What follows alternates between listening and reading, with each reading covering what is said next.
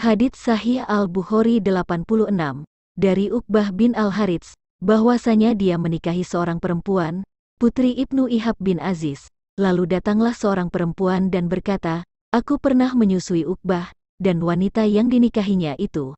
Maka Uqbah berkata kepada perempuan itu, "Aku tidak tahu kalau kamu pernah menyusuiku, dan kamu tidak memberitahu aku." Maka, Uqbah mengendarai kendaraannya menemui Rasul di Madinah dan menyampaikan masalahnya. Maka Rasul bersabda, "Harus bagaimana lagi, sedangkan dia sudah mengatakannya." Maka Uqbah menceraikannya, dan menikah dengan wanita yang lain. Hadits Sahih Al-Bukhari 87, dari Umar berkata, "Aku dan tetanggaku dari Ansor berada di desa Banu Umayyah bin Zaid. Dia termasuk orang kepercayaan di Madinah. Kami saling bergantian menimba ilmu dari Rasul. Sehari aku yang menemui beliau, dan hari lain dia yang menemui beliau. Jika giliranku tiba, aku menanyakan seputar wahyu yang turun hari itu dan perkara lainnya. Dan jika giliran tetanggaku tiba, ia pun melakukan hal yang sama. Ketika hari giliran tetanggaku tiba, dia datang kepadaku dengan mengetuk pintuku dengan sangat keras, seraya berkata, 'Apakah dia ada di sana?' Maka aku kaget dan keluar menemuinya. Dia berkata, 'Telah terjadi persoalan yang gawat.'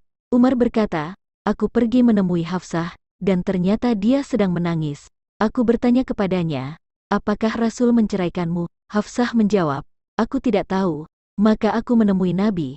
Sambil berdiri aku tanyakan, 'Apakah engkau menceraikan istri-istri engkau?' Nabi menjawab, 'Tidak.' Maka aku ucapkan, 'Allah Maha Besar.'" Hadits Sahih Al-Bukhari 88, dari Abu Al-Mas'ud Al-Ansari berkata, seorang sahabat bertanya, "Wahai Rasulullah, aku hampir tidak sanggup sholat yang dipimpin seseorang dengan bacaannya yang panjang." Maka aku belum pernah melihat Nabi memperingatkan dengan lebih marah dari yang disampaikannya hari itu. Seraya bersabda, "Wahai manusia, kalian membuat orang lari menjauh. Maka barang siapa sholat mengimami orang-orang, ringankanlah, karena di antara mereka ada orang sakit, orang lemah, dan orang yang punya keperluan." Hadits Sahih Al-Bukhari 89, dari Zaid bin Khalid Al-Juhani, bahwa Nabi ditanya oleh seseorang tentang barang temuan. Maka Nabi bersabda, "Kenalilah tali pengikatnya," atau beliau berkata kantong dan tutupnya. Kemudian umumkan selama 1 tahun. Setelah itu pergunakanlah. Jika datang pemiliknya maka berikanlah kepadanya. Orang itu bertanya, "Bagaimana dengan orang yang menemukan unta?" Maka Nabi marah hingga nampak merah mukanya. Lalu berkata, "Apa urusanmu dengan unta itu? Sedang dia selalu membawa air di perutnya, bersepatu sehingga dapat hilir mudik mencari minum dan makan rerumputan. Maka biarkanlah dia hingga pemiliknya datang mengambilnya." Orang itu bertanya lagi tentang menemukan kambing. Maka beliau menjawab, "Itu untuk kamu, atau saudaramu, atau serigala." Hadits Sahih Al-Bukhari 90, dari Abu Musa berkata, Nabi pernah ditanya tentang sesuatu yang beliau tidak suka. Ketika terus ditanya, beliau marah, lalu berkata kepada orang-orang, "Bertanyalah kepadaku sesuka kalian."